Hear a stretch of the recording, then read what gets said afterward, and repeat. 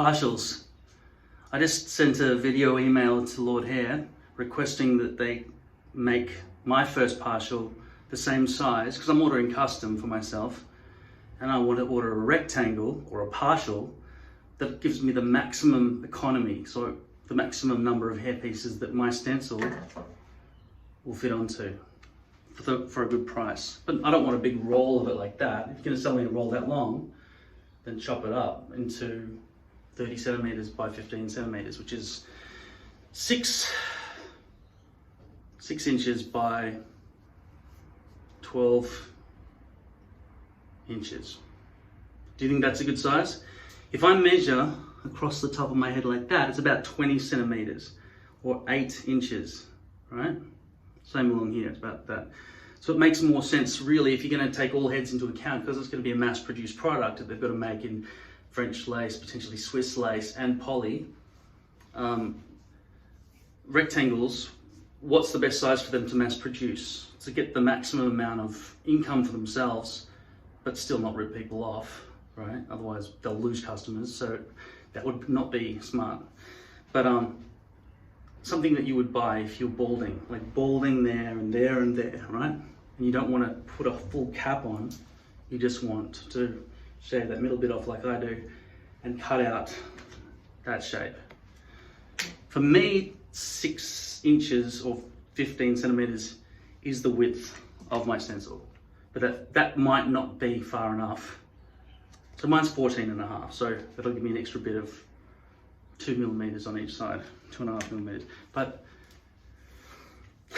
they've got to take all head sizes into account, because when you mass produce something, you need a product that's ready to go. Do you reckon they should make a roll of 8-inch wide hair that just goes onto a big spool, and they've sewn all the hair up, and then they pull it out and sell it to you by the inch? You say how many inches long you want, and each inch costs a certain amount. Like a mustache, how many inches is that? A mustache is about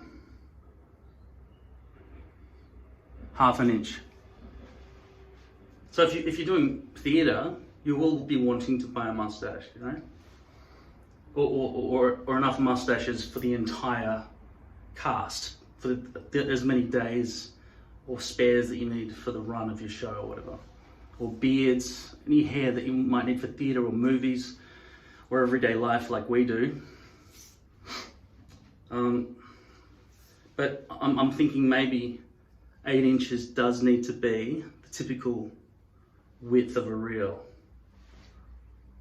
Anything that goes beyond that is starting to get into full cap, you know, because the curvature of your head starts coming into account. What do you think is the best measurement for a rectangle to be supplied if it was just going to be rectangles, and you just choose your waviness level, your density level, your base type, French, Swiss, or 0.03 millimeter poly, or your hair color?